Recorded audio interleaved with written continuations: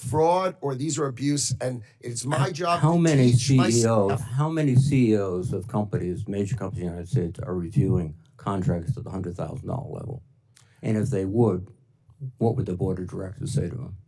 The first year you're there, if you don't do it, you should be fired. You should know everything that's going through. You should do it with your staff. You should teach your staff how to do it, and then you should delegate them to do it once you've taught them. You don't do it, you're abdicating your responsibility. That's how I view it. That's how I ran my business privately, and that's how I'm going to run the government. I'm responsible for our staff. Let's go ahead and get those 5,700 contracts done. There are not, this under weekend? any circumstances, How any about contracts sitting there, there are none. Can you get it done this weekend? Work overtime with the gang and get it done? There are no contracts waiting for me, and if there were, I'll be there all night tonight making sure they get turned out with my team, teaching my team how to do it. Right. No budget cuts. I'm echoing what's been said before, but NOAA is a key aspect of our whole society. Farmers plant based on NOAA weather. We do research so that we understand changing oceans, etc. And this cut, as described by Craig McLean, who was served as NOAA's top scientist during the first Trump administration, has said in his quote, the proposal to slash NOAA funding by nearly 30% would take us back to the 1950s in terms of our scientific footing and the American people. And I'm echoing what's said by many other people.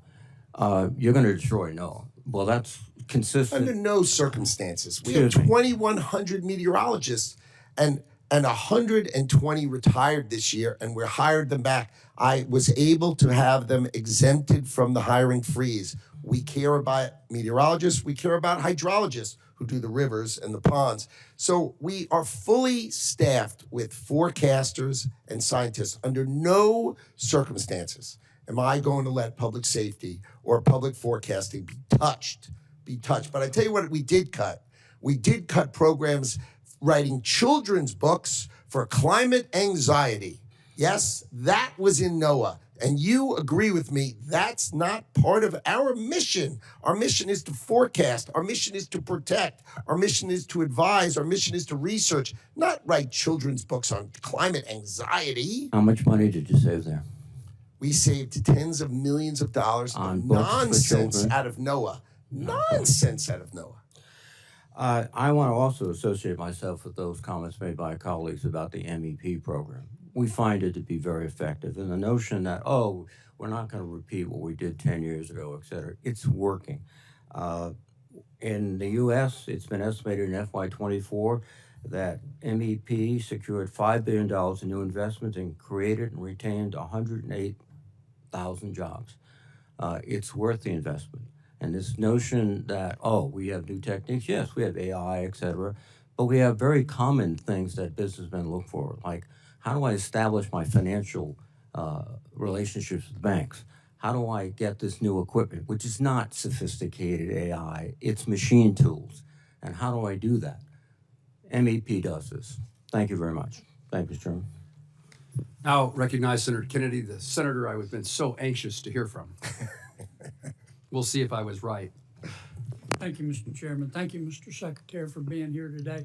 Mr. Secretary, I think I'm like most Americans. I agree with some of the things that you and the White House have done on tariffs, disagree with others. It's clear to me that the President listens to your advice about tariffs. So I want to spend my precious time trying to understand how you think. If Vietnam, for example, came to you tomorrow and said, okay, Mr. Secretary, you win. We're going to remove all tariffs and all trade barriers. Would the United States please do the same? Would you accept that deal? Absolutely not. Okay. Absolutely not. That would be the silliest thing we could do. Why is that? Vietnam has a $125 billion exports to us and imports from us $12.5 million. And you're thinking, Vietnam exports $125 billion? I'm aware of the figures, but tell me. But where do they get it from? They buy $90 billion from China. Then they mark it up and send it to us. So you They're wouldn't- just a you wouldn't- pathway of China to us. You wouldn't accept that deal. No, it's a terrible deal. We're the one with money. We're the one with the then store. Of what's the course they want us purpose- to take What's down. the purpose of reciprocity then? Is reciprocity not one of your goals? Are you telling the president that we shouldn't seek reciprocity? If that's what you're telling him, why are you trying to do these trade deals? What do we want? We want to encourage Vietnam to produce products they're great at But I want to producing. get back to reciprocity. You just said you don't believe in you don't accept reciprocity as a goal. What are you negotiating in these trade But deals? why would we then? open our bank account and What- their bank account when Why are ours is you 10 times bigger? negotiating trade deals? You're trying to get other countries to lower their tariffs and trade barriers in return for us lowering ours. I think That's true for the things that they'll take from us. That's called reciprocity. Of course. So are you or are you not seeking reciprocity in these trade deals? We are absolutely seeking reciprocity with respect to things that can be reciprocal. But you just said But when they're that importing if a from country- China and sending You it to us, just they're said that not. if a country came to you and offered you the ultimate reciprocity, no tariffs, no trade barriers, in return for us doing the same, you would reject that. Of course, because they buy from China and send it to us. Don't you agree with Suppose me? they said we won't buy from China. Now we're talking. Now we're Would you- talking. would If you it was ex- Vietnam, would you accept that deal? we would consider it. For what things? For What would you want to products? change? Well, there are certain products we want to reshore. We don't want other people making them. We want to make pharmaceuticals here. right. We need to protect All right, ourselves let for me certain ask you things. this because I'm going to run out of time. Are trade deficits, are you advising the president that trade deficits are always bad in every situation? No. Okay. When are trade deficits good? Trade deficits, for instance, let's say there was a company that had the cure for cancer. Let's call it Cancer Cure. And we were buying it and it was located in another country. We would obviously have a trade deficit with them because they have the only one of it. An example, our technology companies, our great technology companies, we're the only ones So a with trade it. deficit is okay if they're products we really need. If they're the only ones with it and we can't do it, then of course it's fine. But if we can do it, then we darn well better think about whether we're supposed to do it and whether we want to do it and if it's in our interest as a country to do Here's it. what I'm getting at. I've heard you say that trade, well, strike that. I want to go. I'm running out of time. I want to come back to another subject. Tell me your understanding of the Trade Expansion Act. I don't have a really good understanding of the term. I may know the act, but I may not know its title. You're not familiar with the Trade Expansion Act of 1962 that gives the president almost unlimited authority to impose tariffs so long as you conduct an investigation? You don't know about that? Oh, my 232s, of course I do. Okay. Sorry, I just didn't know the title of the plan, but of course I know. Why didn't you advise the White House instead of proceeding under other statutes? Why didn't you advise the White House to proceed under the Trade Expansion Act?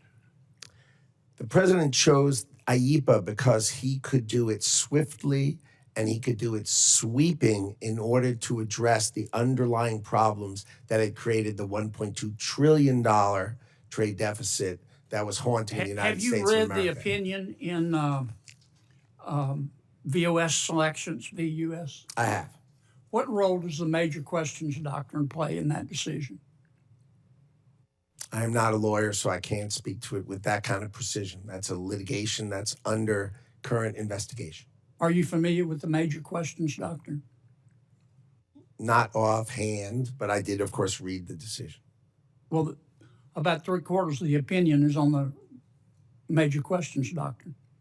Again, I tend to not know the title. I know that the topic and the details of it, but I tend not to focus on titles. Sorry.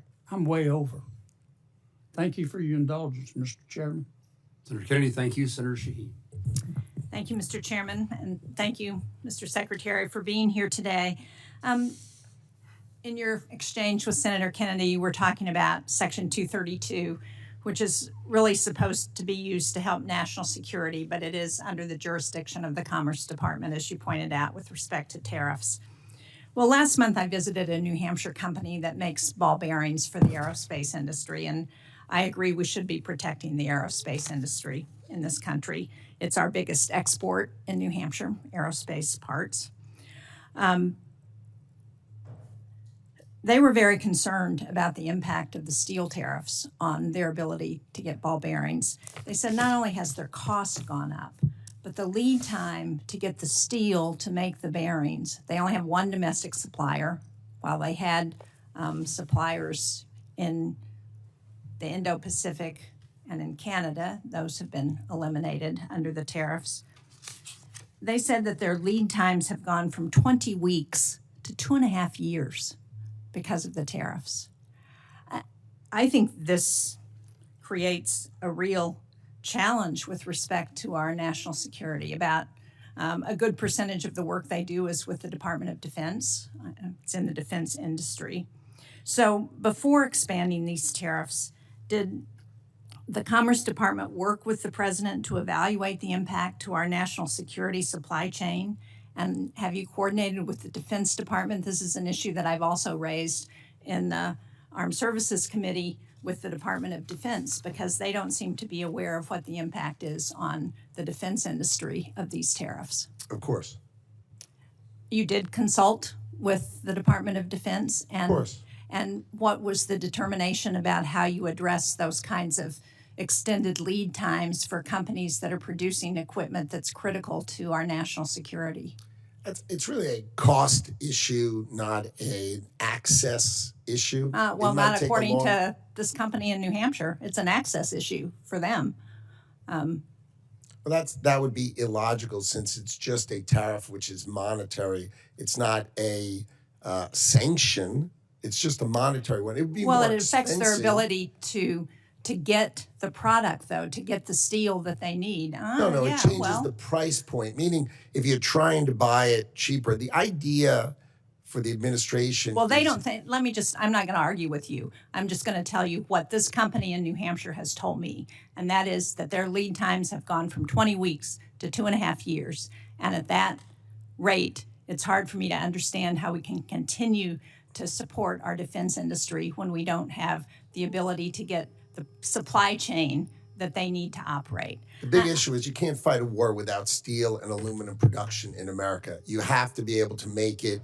If you don't have the ability to make your own steel and aluminum, you can't fight a war. And that is what the president's doing. He's trying to make sure that we make sufficient steel and aluminum to protect our defense which industry. I certainly exactly support. What you're I'm saying. sure all of us support. Sounds like we exactly agree. But I don't agree on the way it's being done, because we're not going to have the steel that we need immediately to provide the supplies that we need immediately. So we need to do a little better planning before we put in place those kinds of tariffs. But I want to go to another and I issue. can explain offline how the steel works, but it goes to a spot price. It doesn't change supply, it just changes price.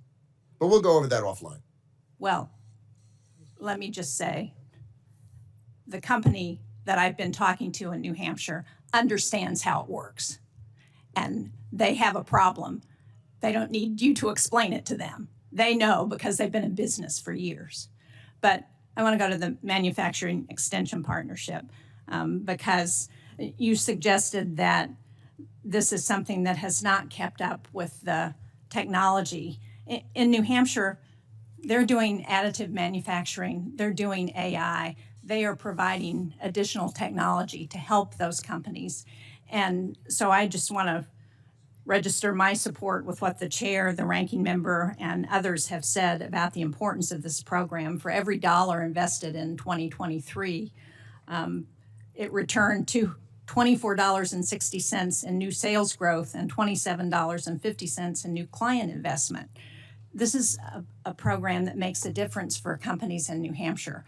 And at a time when we've seen the third straight month of manufacturing decline in the U.S., it seems to me that we ought to be looking at how we can continue to support those industries and support a program that's been working. So I hope you'll take another look at that and given the bipartisan support for it, that you'll decide that this is something that it's worth keeping because it's helping American companies. Thank you, Mr. Chairman. You do know that my Office of the Inspector General cited the MEP as one of the most participating in waste, fraud, and abuse because the leaders of these things were just charging huge salaries for themselves. And one of these offices had like a 90% compensation ratio, and others had 60. So the concept is right. But I want you to let our department fix the waste, fraud, and abuse, and let's get back to its core elements, which I think are fine. So we're not arguing about the core elements, but you need to do it correctly. Well, if I could just respond, Mr. Chairman, I appreciate that there may be issues and that we should address those, and it would be helpful to have some transparency around that. I can tell you that in New Hampshire, the head of the MEP program is not making an inordinate salary because we watch that carefully in New Hampshire. Thank you. Thank you. Senator Fisher. Thank you, Mr. Chairman. Welcome, Mr. Secretary. Nice to see you. I appreciate the review that you're doing in the department over the programs that you have there, and as you try to make taxpayer dollars be spent efficiently.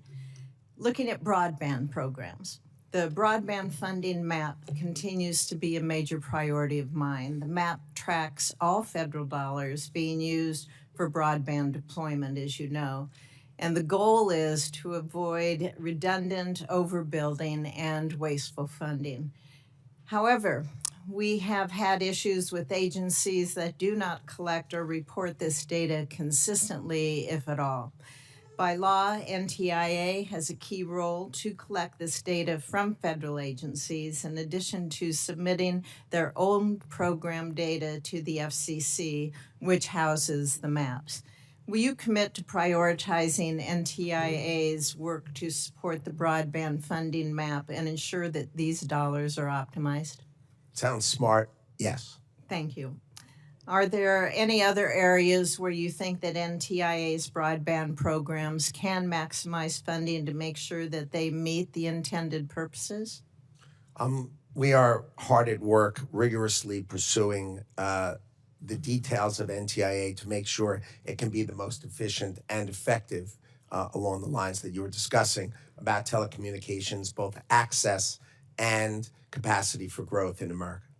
You and I have talked about the BEAD program in the past, and I know you have your work cut out for you in reviewing that program, especially with all the red tape that the Biden administration created for that program. Do you have any idea on the timing for revising those BEAD program rules? Yes, so my expectation is we will put out the notice of funding opportunity, the NOFO, shortly.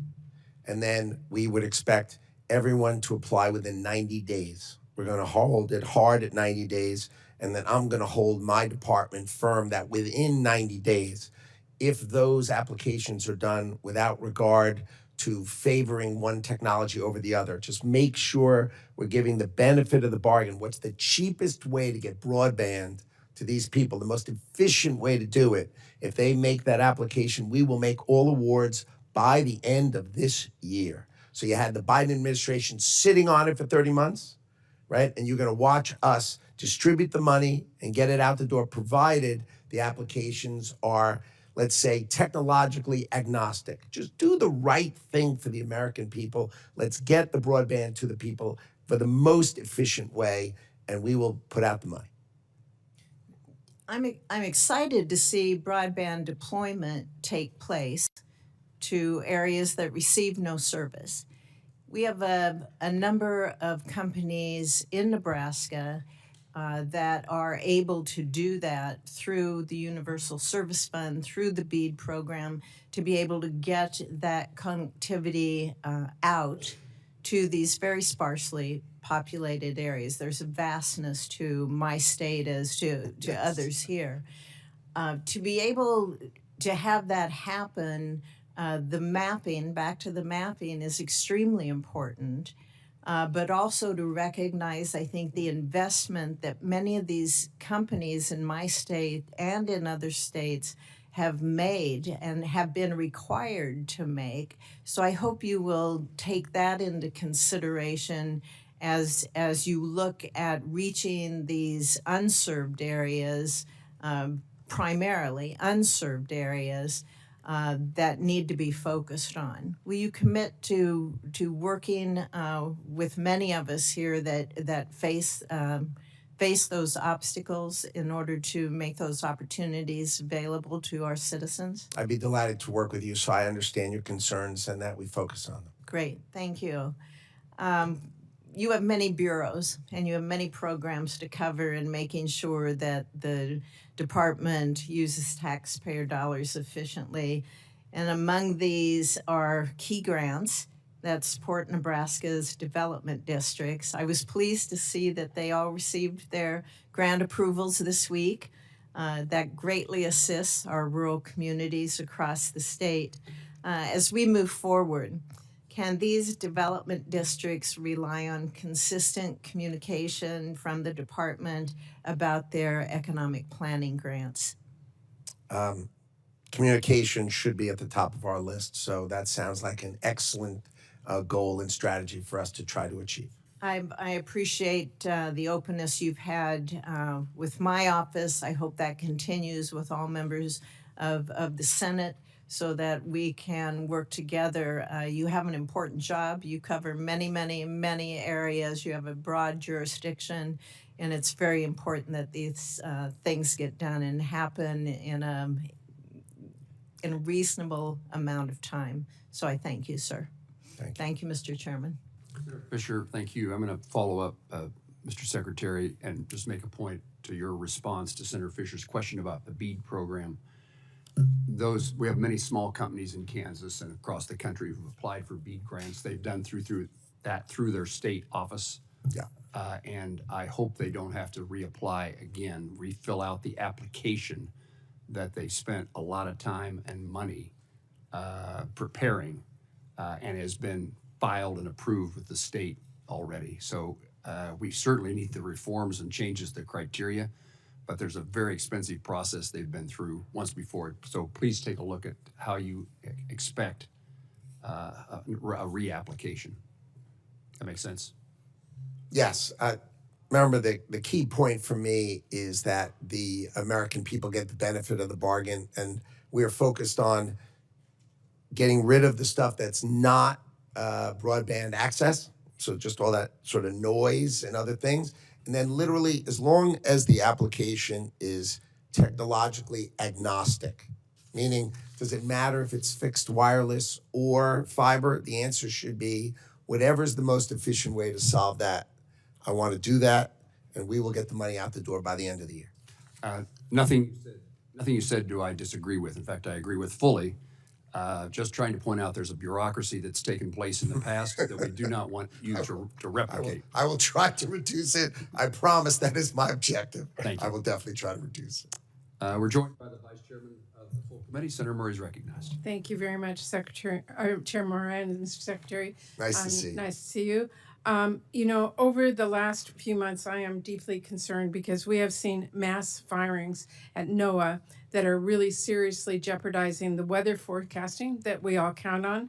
Funds have been frozen, grants and contracts have been abruptly canceled, and agencies that were created by Congress in a bipartisan way have been shuttered unilaterally, really ignoring the law and sweeping thoughtful tariffs that are crunching small businesses and raising costs for our families.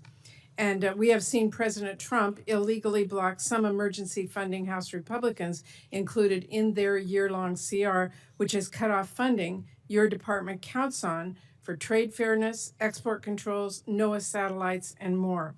So needless to say, I don't think any of this helps advance the department's mission to spur economic growth and strengthen America's competitiveness, and it does leave me very seriously concerned about whether the department is going to be able to carry out its job. Now, before I turn to my questions, I do want to quickly raise your decision to cancel $48 million in Tech Hub funding for the American Aerospace Materials Manufacturing Center in Eastern Washington and Idaho, alongside several other hubs. We've had a chance to talk about this yesterday, but I want you to know I have a lot more questions than I think you answered. This hub is really a partnership of industry, academia, military, governments at all levels.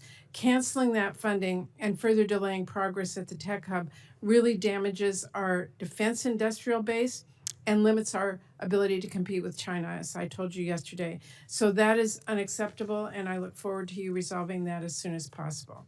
Okay, we have not canceled anything. And just to let you know, I do have, since we discussed it yesterday, I do have the 220 million. We did draw it down before the date it was due, and we have the funding for the tech hubs. We are going to fund the tech hubs. Okay, I we have look the forward. funding, the 220, right? And the additional 280 comes when there's Okay. a forward auction. But I have the money. We will fund them. I'm not canceling them. I just need to make sure they do the benefit of the Yeah, bargain. I appreciate that, and and they as do I it said correctly. yesterday, we need an answer that everybody understands is critical. Now, I do want to ask you while you're here, one of the agencies that you oversee is NOAA. It is absolutely essential to supporting sustainable fisheries, protecting our natural resources, and making sure that we have accurate weather forecasts. Cutting away at NOAA, as you've been doing, and as your budget proposes to do further, is going to do serious harm. Among other cuts, your budget would completely eliminate the Pacific Coastal Salmon Recovery Fund.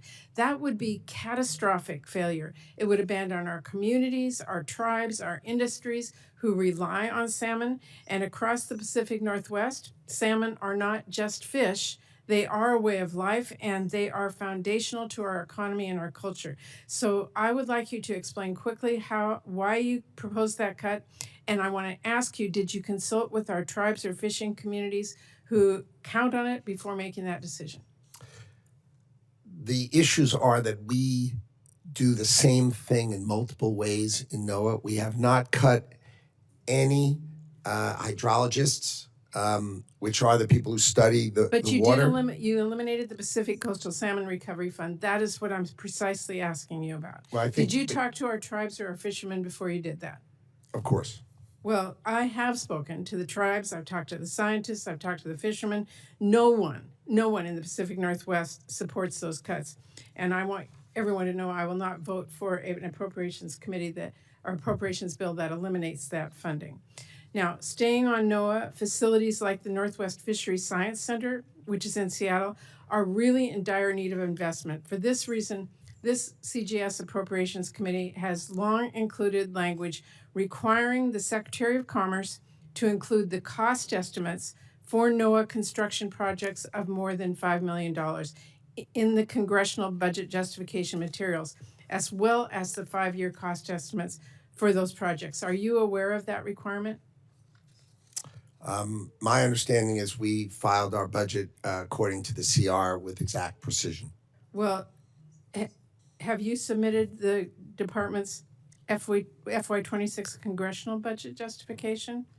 It did not include the list of projects. My Which is understanding is required to the CR had certain obligations for us, and we followed them with precision. That's Well, my understanding. The fact is that you are required by law to submit the NOAA PAC construction list to Congress with the budget. That wasn't done. Can we get that list by Friday? I'll happily take a look at it, and if it's required, of course, I will send it in. Okay, it is required. Mr. Secretary, I wrote a law, it was called the Digital Equity Act, to help close the digital divide, and it passed with overwhelming bipartisan support. Now, the administration has arbitrarily canceled billions of dollars for the Digital Equity Act, claiming it's unconstitutional. This is a program that every state, Democrat and Republican, has applied for, every single state in the country. It distributes laptops in Iowa. It helped people get back online after Hurricane Helene washed away computers and phones in Western North Carolina. It's a program in rural Alabama where they taught seniors, including some who've never used a computer, how to use the internet. I wanted to ask you, has the Supreme Court declared this bipartisan law unconstitutional? Has any judge? It'll go through the courts, and the courts will decide. No one has declared this unconstitutional. No one. Your job, Mr. Secretary, is to carry out the law that Congress has passed. You don't get to keep laptops from our kids because the president doesn't care about rural communities, kids in rural communities. My advice to you here It is a law. It is not unconstitutional. And I would urge you to get those digital equity dollars out the door and save everyone the legal fees, because the law is very clear. I hear you. Okay. I just have a few seconds left, and before I finish, I do want to underscore my state, Washington State, is one of the most trade-dependent states in the nation. 40% of our jobs are connected to international trade, and President Trump and your department continue to pursue this chaotic tariff policy that business in my state stand to lose billions of dollars. I have heard from businesses across my state, from manufacturers, from small retailers. They are struggling to absorb the cost increases on everything from napkins to car parts. And this uncertainty has really left them scrambling, which has delayed investments and caused serious supply chain disruptions, especially at our ports. These actions, in addition, have really harmed our relationships with our key allies like Canada. Heard Senator Collins here earlier talking about Maine's being their neighbor. It is our neighbor in Washington State. They are one of our biggest trading partners. And let me be clear, this is causing chaos, disruption, anger, and we have got to get this resolved, because farmers, or our people and our small businesses and our communities are really hurting. Thank you, Mr. Chair. Thank you, Vice Chairman. Senator Murkowski. Thank you, Mr. Chairman. Mr. Secretary, welcome. I'm glad to follow the ranking member as well as the chairman of the committee in talking about fisheries. You know, I'll never disappoint you. When you come before the committee, we're going to talk about fish, and I appreciate what you have shared with Senator Collins about the administration's desire to protect our fishermen. We're pleased with the executive order relating to American seafood competitiveness. I had an opportunity just yesterday to visit with one of our seafood industry leaders in the state of Alaska. I thought we were going to be talking about some of the tax provisions that are included in the reconciliation package, but he basically said, if we can't deal with the trade issues when it comes to Alaska's seafood, we're not even going to need to worry about the tax pieces, because the trade implications are going to kill us. In Alaska, Russia has declared war on Alaska seafood, and they have been very direct and very open about it. They are using their dominance in the seafood market to really help fund their war against Ukraine. And the effort is one that we are looking at and needing to make sure, I mean, really desperate to make sure that the administration fully understands the implications of what is happening right now. We've got the largest federal fisheries in the nation, about 60% of America's harvest by volume. Seafood processing is 70% of Alaska's manufacturing employment. The Alaska seafood industry generates $6 billion in economic output for the state. It employs 48,000 people in Alaska. Right now, we have Secretary of the Interior and the Secretary of Energy and the Administrator of EPA up in the state, all focused on that aspect of resource. But the other great resource for our state is our fisheries, and they are in peril. I would ask for your commitment to sit down with leaders of the Alaska seafood industry, those important stakeholders, so that we can talk about a path forward on some of these issues that are really harming our industry right now. Can you give me that commitment that we can work with your team to identify a time to do just that? Why don't you organize it? It would be my pleasure to come and do it together with you. We can all do it together so we can make sure every topic is on the table and we address it, because our trade policy is out to protect our fishermen, which are a key resource of the United States of America. We are on it. We know about it. I know all about the Russian issues. They've been attacking us for years. This is nothing new, sadly, but let's do it together. And this administration is on your side and is on it. Excellent. I look forward to that, and we'll be working with you on that. A couple more issues. There's been a lot of discussion about NOAA and the budget cuts, as well as with the impact on the National Weather Service. We've been working with the Secretary of Transportation, Secretary Duffy, about aviation safety. We're going to make some headway. There's good support within the budget now to do that.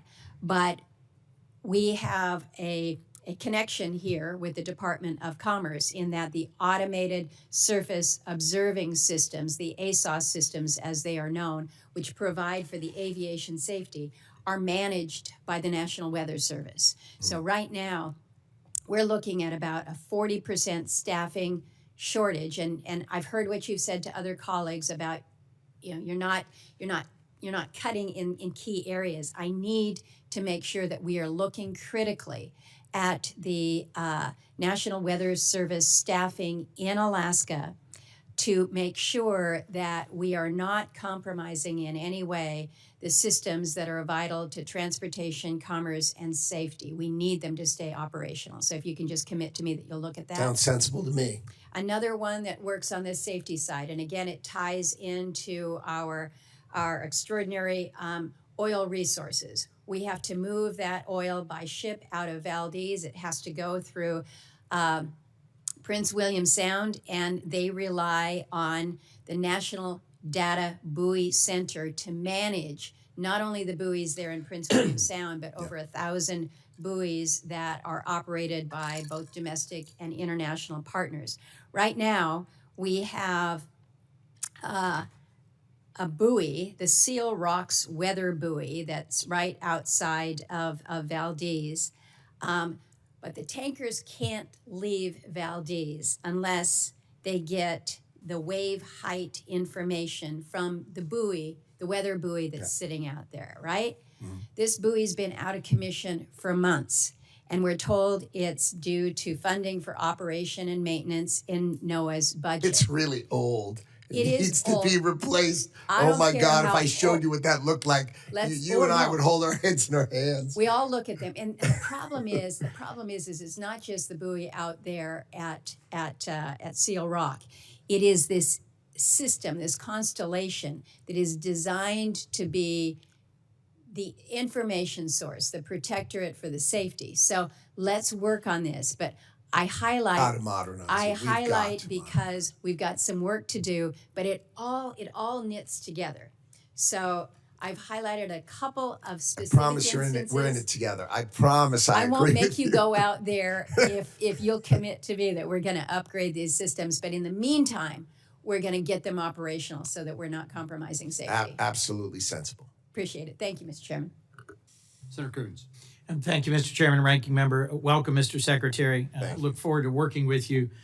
You are, I believe, the first Secretary of Commerce to be a patent holder.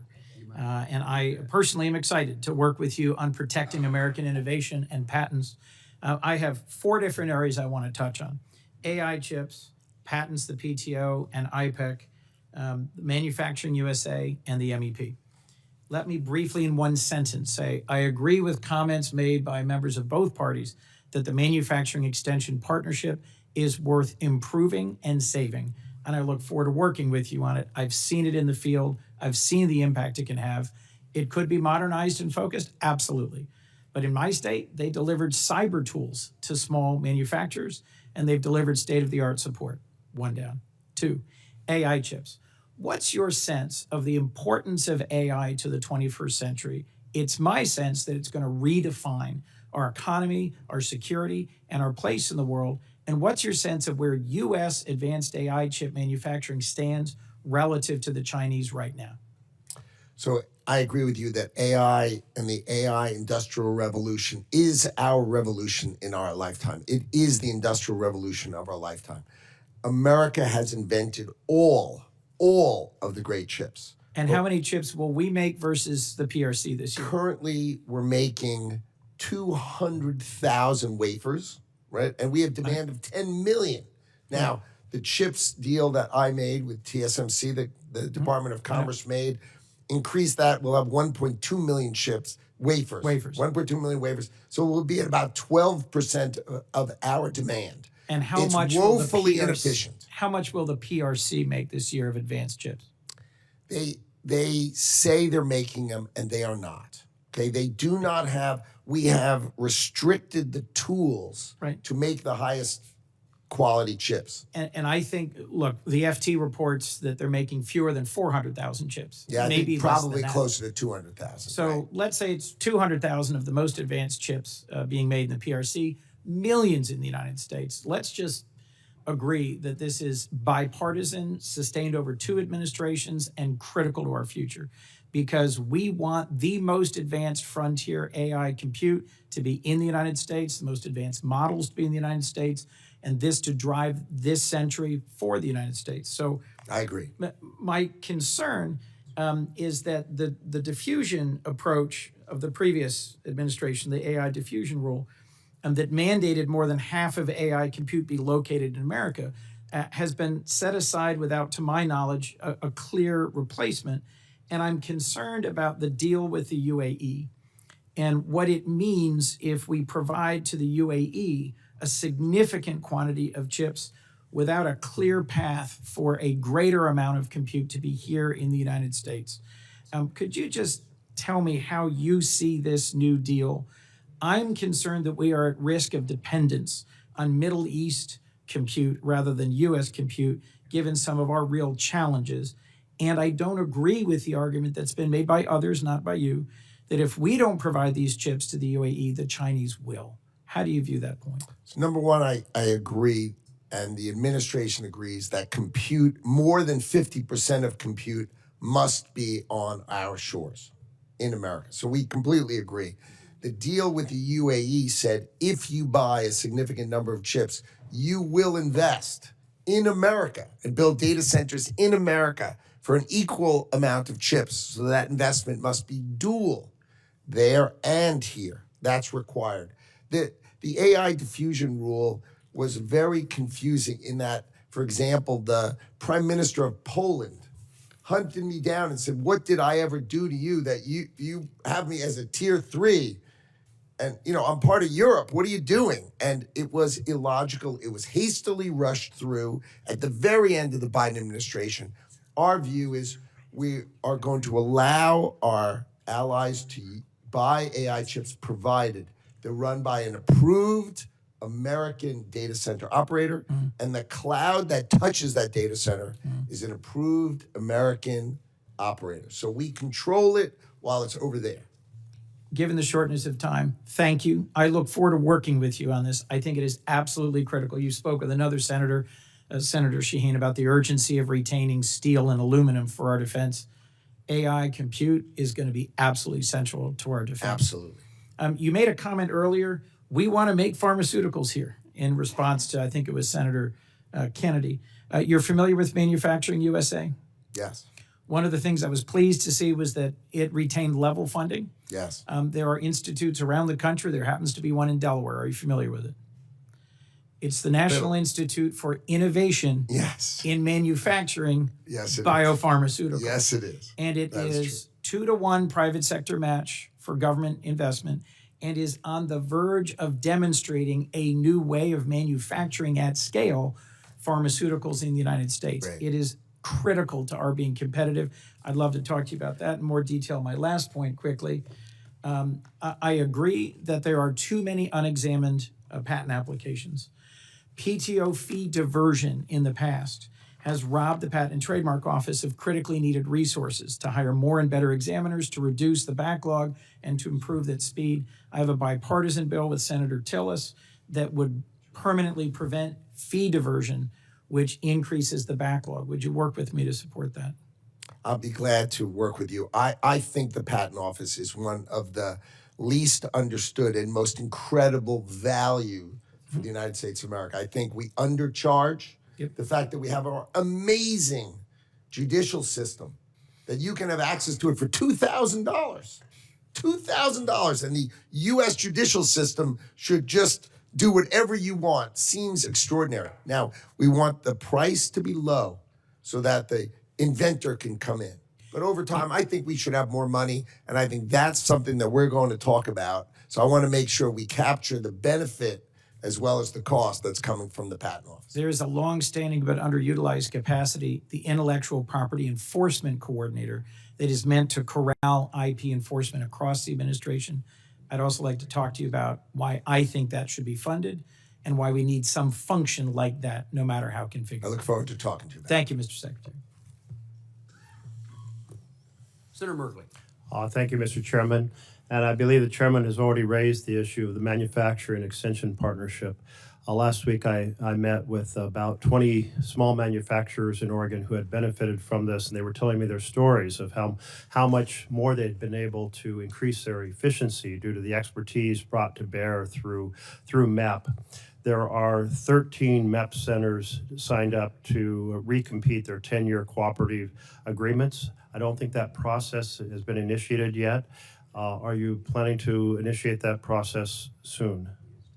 Well, I have to sort of sort it out with, I have the Office of the Inspector General has been really, had a very, very negative report. So we need to clean it up and we need to modernize it. So that's what we're working on. And then we're going to go forward, try to figure out what to do next. Can you meet with those of us bipartisan fashion that have seen the powerful impacts on supporting American manufacturing by small businesses through MEP to maybe go over the Inspector General's comments and think about how, if we need to reform the system, we can reform it, but then we can get this renewal, this contract. Well, that sounds like a great idea. I'd be glad to do that. That'd That be sounds terrific. Thank you.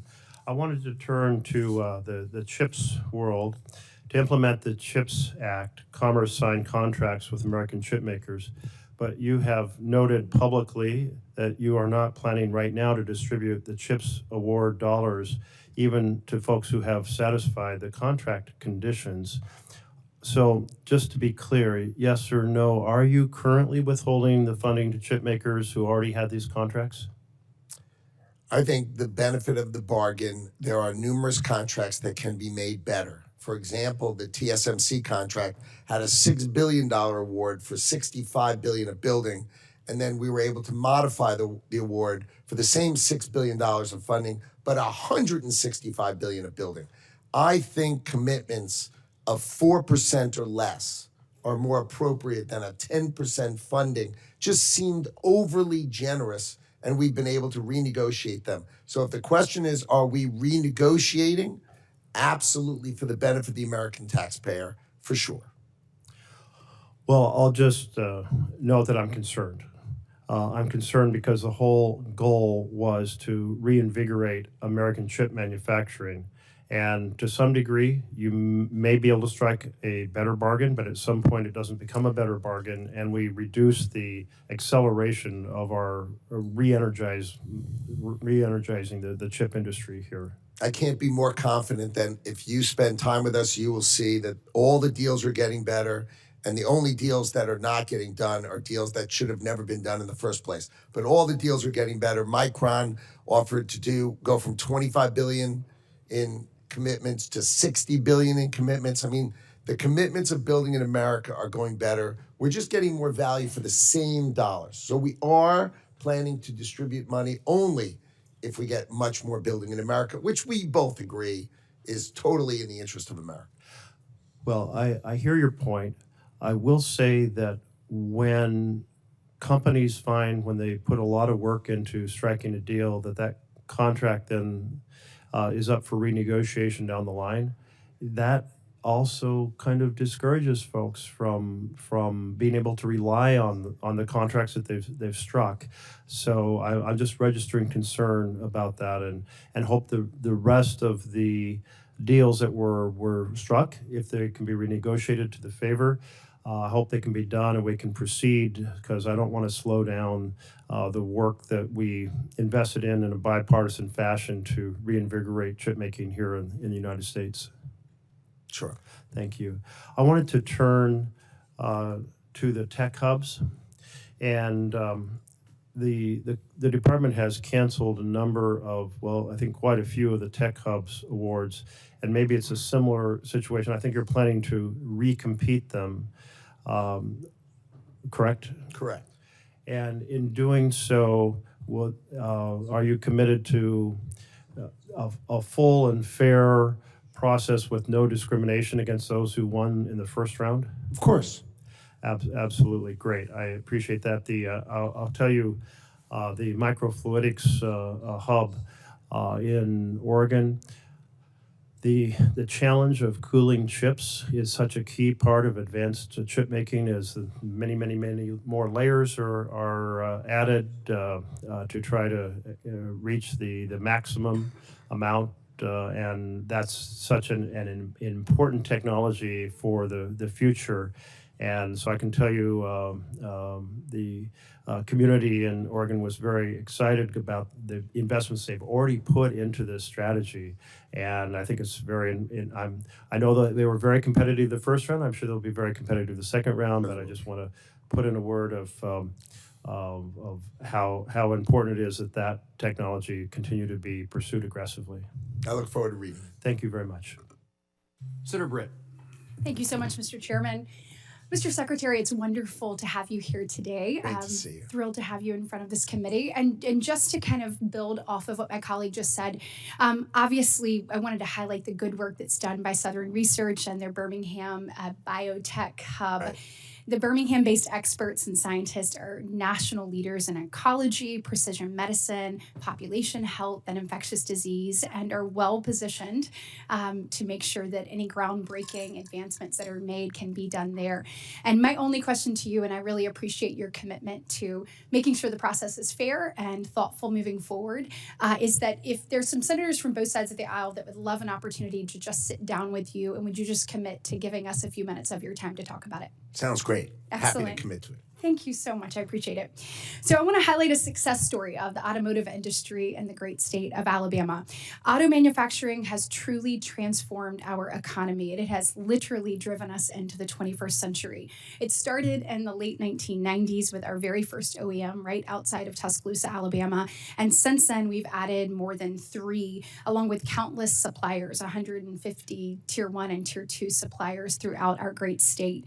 So in a little over 25 years, Alabama has become the premier host for the automotive industry. We are also the #1 auto exporting state in the country. Alabama auto exports are sent to 78 different countries, and actually one of our OEMs exports more than 2/3 of its product. I wanted to work with you to make sure that Alabama continues to be the premier, and the work that we're doing, I think, is exactly what President Trump wants to see more of: onshoring jobs and providing life-changing opportunities for the citizens that I serve. And so I want to know, how are you going to work to replicate the great work that's being done in places like Alabama and other states? Our objective, especially in auto, is to reshore. I think we have $250 billion of committed reshoring in auto alone.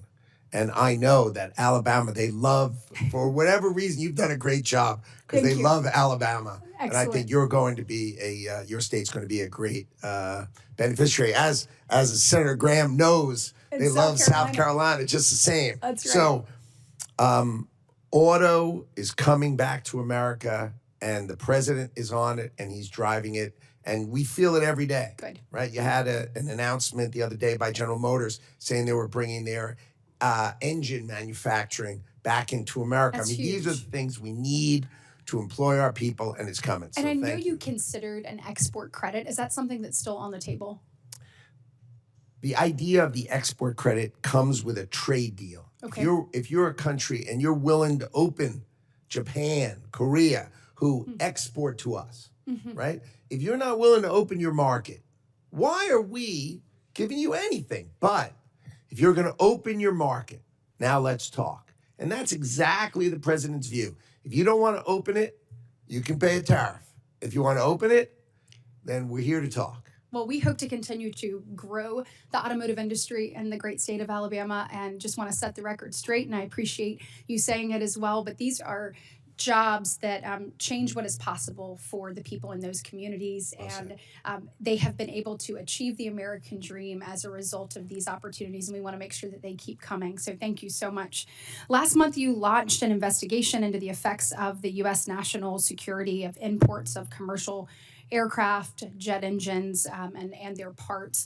Mobile, Alabama is home to the 4th largest manufacturing location for commercial aviation in the world. will you consider the production needs of both Airbus and Boeing to meet the extreme commercial backlog that we've seen? I think it's now over 14,000 aircrafts, in order to make sure that we are doing what we need to meet the needs of our country. Can I say exactly? Yes. Okay, exactly great. the way you've said This is it. a lot easier Exactly. than I thought. Excellent. Thank you so much. Okay, can you help us understand how the administration might address companies that are actively investing and onshoring today so that they can supply domestic customers with their U.S. operations? And when I'm looking at this, I'm talking about aluminum, and we're looking at kind of the president's tariff policy as it continues to work to rebalance the U.S. economy through the onshoring of manufacturing activities and the fortifying of domestic supply chains. So when you're looking at stuff like aluminum and other things, kind of how are you approaching that from your perspective? The steel and aluminum industry are huge. To produce steel and aluminum, you have the biggest import, the biggest input is power. Imagine melting that iron ore, that power. And so what happens is the foreign governments subsidize their utilities, and they provide the electricity just too darn cheaply. And so what happens is the Chinese and these foreign governments, they just dump steel on us. They crush. We've had 40 steel mills, and now we have 10. And as the president says, you don't make steel, you can't fight a war. So he's protecting that industry, bringing it back. You're going to see more steel and aluminum furnaces and mills in the history of this country be built over the next 3 years. And they're all committed to it, and they're coming. Yeah, and we're proud to do that in the great state of Alabama as well. Thank you. Senator Peters. Thank you, Chairman Moran. Secretary Lutnick, good to see you here. Thank you for being here today. Nice to see you. I know you've talked about this issue a fair amount today, but it's important to me, and I want to bring it up as well. The National Weather Service forecasting offices are absolutely critical to public safety, and I know my colleagues have raised this issue, but I think it's important for me to restate so you just know how important it is for all of us here. The employees in these offices issue weather and flood warnings, as you know, maintain critical observation equipment, protect life and property, and literally for decades, they've always been open 24/7 because weather happens at night too, not just during the day. It happens all the time. However, we have a self-inflicted staffing shortage on the part of your department that has left us with too few employees to ensure round-the-clock operation in a number of locations around the country already. And has also left other offices, such as the one up in Michigan's Upper Peninsula in Marquette, spread so thin that they're concerned that they will not be able to provide the 24/7 coverage. So this is a major concern for us, particularly in a very rural part of the state. And while I was happy to see Monday's announcement that the National Weather Service has been granted an exemption to President Trump's hiring freeze, you never should have allowed things to get to that point in my mind, but I'm happy that that's happening. Certainly it's people's lives we're taking. So I'm going to ask you just a yes or no question. So this will be really short, and then we can get on to another issue. Will you commit to me that the forecasting office in Marquette, Michigan will not cease its round-the-clock operation? Yes or no would be great. You don't understand it yet because no one's explained it to you. These are hard drive computers, literally, that no one has seen in 25 years with green screens in these offices. They should be on a cloud. Our 2,000 meteorologists should be able to watch them round the clock. The concept that we're talking about, a green screen and a hard drive. So the answer is no, you're saying? No, we were going to modernize it. We are going to staff those offices. I can commit that we're going to staff those offices, but I will commit to you that the next time you see me, the concept of having 3 people at some regional office will be laughable because our 2,000 meteorologists and our hundreds of hydrologists will be able to stay and forecast and protect us in a modern way instead of these green screens and hard drives, and it's hard-coded and it's absurd. Okay, so a no answer. One of Congress's biggest bipartisan achievements, I think, over the past few years was the passage of the BEAD program, which gives funds to individual states to connect every citizen to the fastest, the most reliable internet that's possible. Right now, your department is slowing down these broadband projects and has a 90-day freeze. States are ready to move forward. Michigan's ready to move forward. Broadband providers are standing by. And the summer construction season is already underway, and it's a short season in Michigan, particularly in the northern parts. Unfortunately, you've indicated your department is planning to release new rules that would force states to restart their bidding process and tell states that they can't choose which are the best performing broadband technologies for their individual community. You've said that you care about efficiency. I appreciate that. But let's be clear, forcing states to start a process over would waste millions of dollars, add months, potentially years of delays to shovel-ready broadband projects that are ready to go this summer, especially in states like Michigan with a short building season. Millions of Americans, including over 250,000 Michigan households, are on the brink of receiving low-cost, high-speed internet, and your department, I believe, shouldn't stand in the way of this. So, again, another yes or no question. Do you agree that it would be a huge waste of money and a disservice to Americans who need reliable internet service to restart a bidding and proposal process? No, the Biden administration had 30 months and they did nothing. We are going to say within the next 90 days, as long as you are technologically agnostic and you agree to provide the broadband at the cheapest price per user, then we will get it 90 days for application and out the door by the end of calendar year 2025. 30 months under Biden, no funding. 100% under Trump administration by the end of 2025. That's impressive. And you should at least agree if we get it all out by the end of 2025, that'd be super. Well, we'd like to have it faster than a 90-day process. The states have been working on this for some time. The state of Michigan is there. It is technology neutral, so that is something that you've talked about. Then it should be easy. And it should be easy. Right. And if they're technologically neutral, it'll go like that. Well, can I work with you to get that done for Michigan? Sounds great. I'm happy to do that. Great. Thank you. That's super. Thank you, Mr. Chairman. Senator Graham. Howdy. Nice to see you. All right. We're going to do this real quick. President Trump's decided that whatever you charge us in tariffs, we're going to charge you. Has he decided that? To a point. Yeah. Okay. To a point. All right. Well, that's You one of the can't points. use my bank account if I can use yours. If Yeah. mine is 100 times bigger than yours, Yeah. that's not fair. Reciprocity. Logical reciprocity for sure. Okay. Well, that makes sense to me. Whatever you do to us, we're going to do to you, and we'll reach out. Maybe we'll go to zero. That'd be great. But the idea of pushing back against people who have higher tariffs than we do makes sense. I'm glad you're doing it. And that's what you're doing, right? Of course. Okay. I'm also glad you're using tariffs to change people's behavior. Like, if you're going to let your country be a dumping ground for fentanyl, maybe we should tariff your stuff. Does that make sense? Yes. Well, it does, to the world out there. If you want people to change, make it in their interest to change. Pat them on the back or kick them in the ass. I don't care what works. So in Mexico, these labs are out in the open. They're killing more Americans, 3,000 a week. We're going to do something about it under Trump. And if you don't want to get tariffs, change your behavior. Well said. If you manipulate your currency as an unfair trade practice, you're going to get tariffed, right? Well said. If you close like agricultural markets in France, you're going to get tariffed. Well said. If you require a business partner, Chinese business partner to American company in China, then that's no longer acceptable. It'll just cost money. Cost money, and they can cheat and steal our stuff. They do. So these tariffs have a purpose to make us safer and stronger. And we've been talking about China. We've been talking about getting ripped off. I want to thank you and President Trump for doing something about it. Is it fair to say there are a lot of people who would like to talk to you about new trade deals? That is definitely true. Okay, I can tell you the major car companies in Germany came over here and met with the president. Are you aware of that? I was in the room.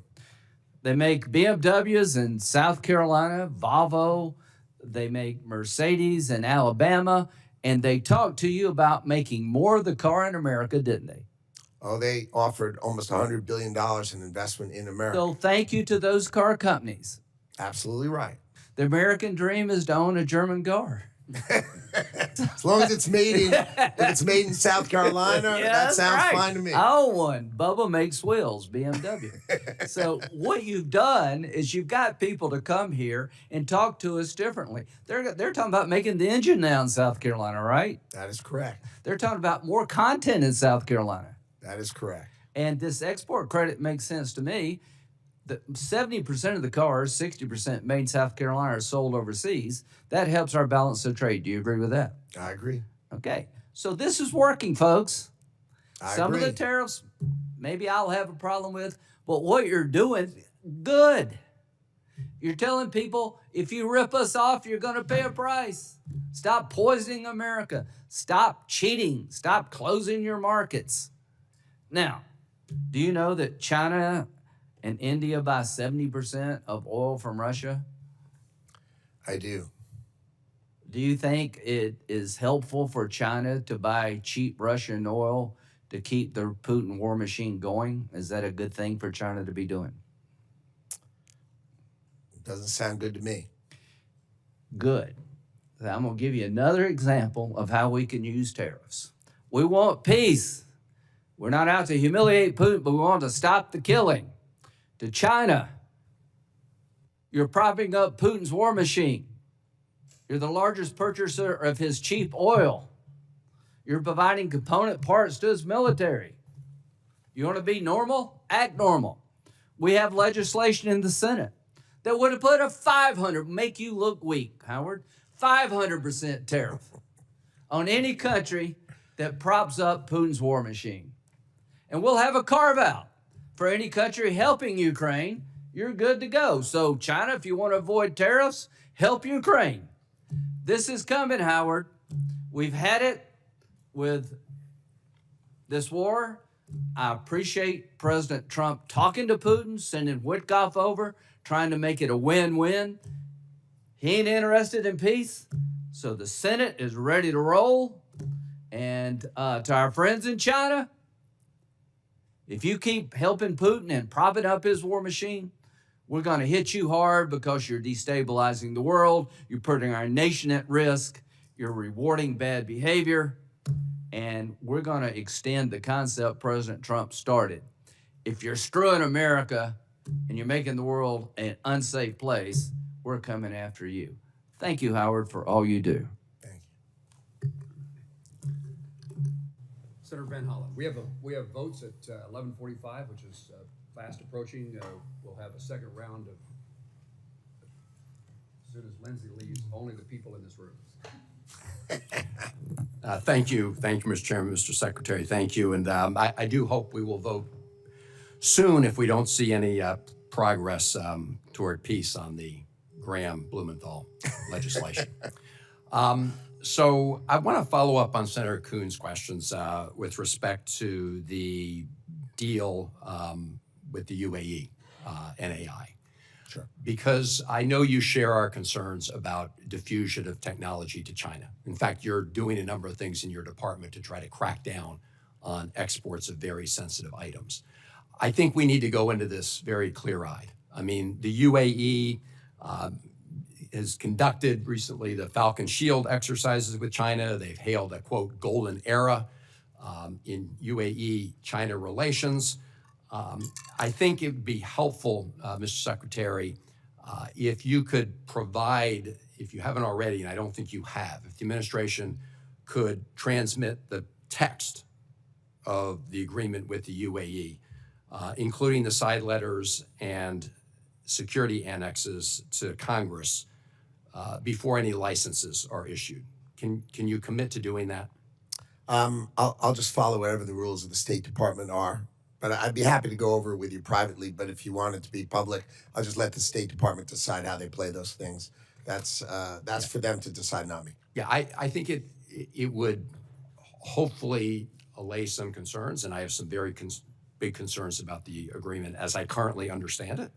But I look forward to seeing it. I just want to point out that the Republican-led Select Committee on the Chinese Communist Party said last year about a much smaller deal that was contemplated by the previous administration involving UAE. And I'm quoting from that Republican-led Select Committee, quote, an agreement of this significance must be properly vetted by both Congress and the executive branch.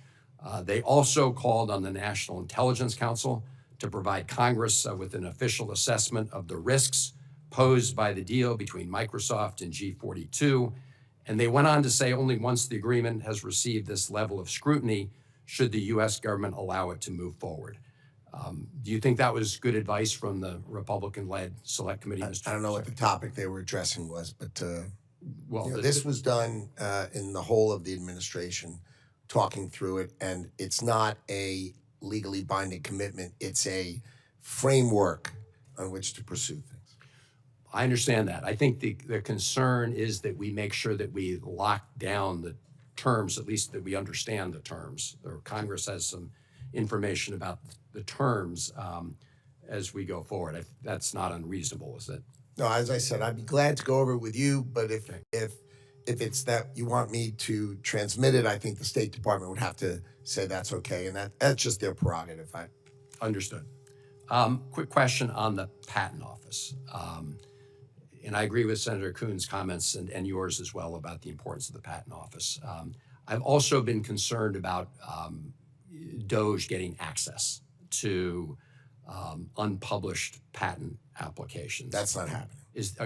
No, not happening. That's okay. just no, and I gave a little laugh of no. You heard all that. So okay. You can provide 100% assurance that that's not happening. Okay. 100%. No. Thank you, Mr. Secretary. No problem. I appreciate that because that would be obviously of great concern.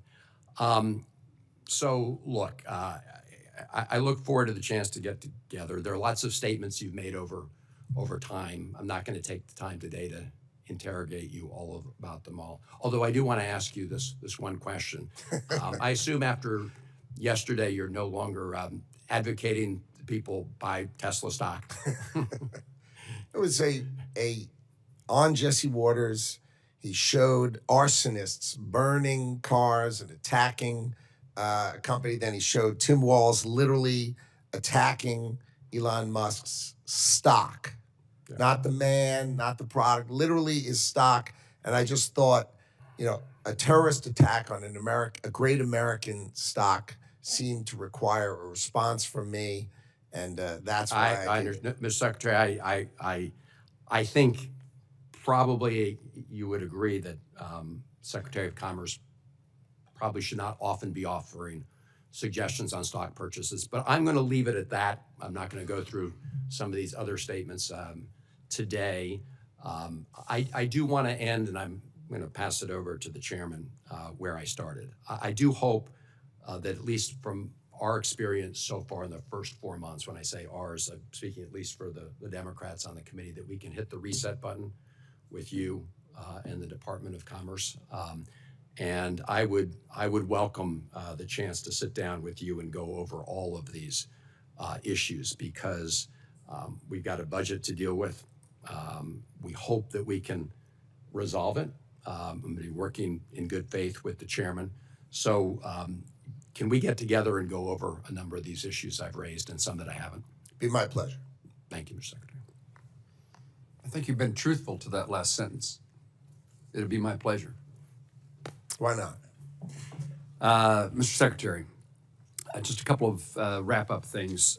First, I've been involved in trying to make sure the United States is prepared for foreign visitors to our country, particularly with the FIFA and the soccer tournaments that are approaching quickly. Huge. The U.S. Olympics is in Los Angeles. Huge. We have great opportunity to showcase our country. And I want to make sure that the Department of Commerce is interested and pursuing opportunities to make sure that the visitors are eligible and able, those who are eligible to be here are here. We need help with the State Department in regard to visas. Communities need infrastructure support. But I just want to highlight that the tourism and travel industry is something that is important and should be very important to the Secretary of Commerce. And I'd love to hear your thoughts in that regard. It is. In ITA, we have a group dedicated to tourism. And I mean, this is a wow, right? We've got the club championship, right? The FIFA Club Championship, FIFA World Cup, the Olympics, and our 250th anniversary. I mean, this is, if there's ever a time for America to shine, it's right now. We've got to take out all the stops and make sure we are putting our best foot forward. And I'm happy to work with you. We've got to make sure the Department of Homeland Security and the State Department issue those visas. And we've got to make sure our infrastructure is there and the tourism experience is second to none. And I'm happy to work together with you on that purpose, because this is just a great opportunity for America. Mr. Secretary, Senator Klobuchar and I co-chair the Senate Travel Tourism Caucus. I'm not exactly sure what the name of it is, but this is a highlight for us. Oh, I testified that I'm not good at names either, right? I know the content. I know the content. The title, I know I'm the not title really, of the caucus. But we need to make certain that we are prepared, and those days are fast approaching, and I look forward to working with you to make sure that's the case. And working with ITA, President Trump appointed a interagency organization to coordinate activities within the administration. I think that's very useful, and I hope that they're hard at work. You responded to, I'm going to see if I can get you to respond to a way that Senator Peters would not think you're saying no to a question that you might be saying yes to. And that is, he and I've introduced legislation, he's agreed to co-sponsor, that would permanently designate the National Weather Service employees, that certain category of employees, as essential and therefore not subject to a hiring freeze. They are essential under the law, as I understand it today. If we don't do our job as a Congress and get a appropriation bill done and government shut down, they're still working. They're essential. And my understanding is that you're supportive of that legislation, and I'm trying to have you say that my understanding is correct. I am, of course, supportive of keeping our meteorologists and our hydrologists protected. But I think it's important that we spend some time that you understand how inefficient we do things, and that if we did it more efficiently, then we may not need so many, or be, because we have them sort of put out in the field, they could be centralized. And I just like you to understand that, and we'll work together on that so you understand it, and we'll do that together. But I, of course, am supportive of your macro topic for sure. And I meant to preface my question to you by a lead-in that would have said, understanding that we need to utilize new technologies and update our National Weather Service. In the meantime, we need these people at work. For sure. And then, perhaps finally, we worked with Ambassador Greer on an issue of Chinese-owned ships and fees for their dockage in the United States. Yes. And from a Kansas perspective, but from an American perspective, so much agricultural produce is shipped abroad. Senator Murray indicated she's an export state, a trade state.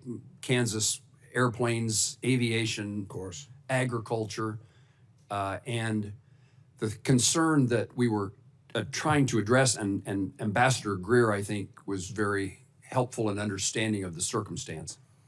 But absolutely, we want to have American-built ships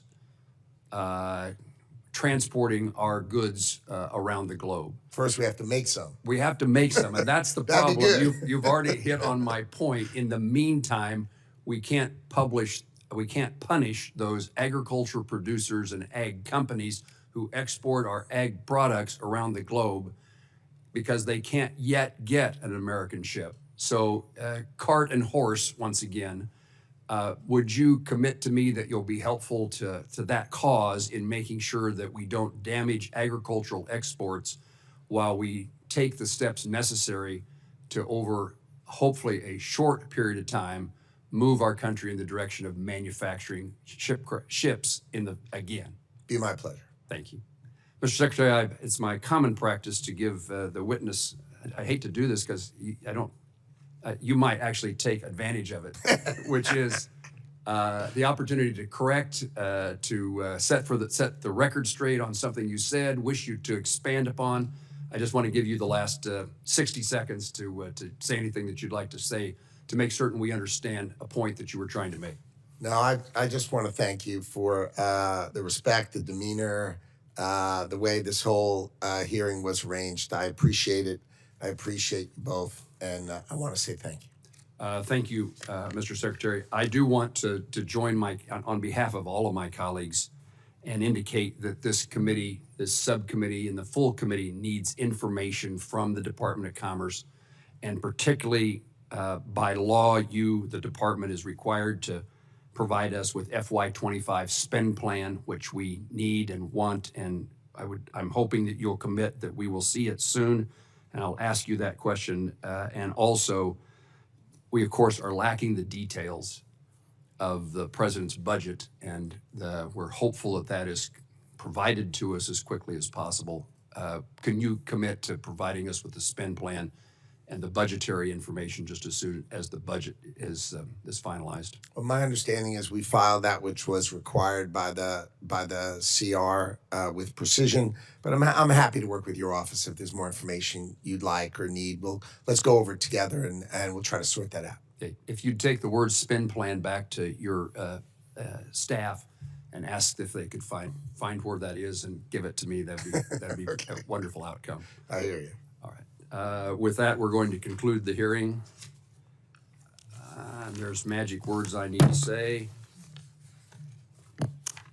With no further questions, senators may submit additional questions for the subcommittee's official hearing record, and we request you, Mr. Secretary, to respond to those additional questions that will be provided in writing within 30 days.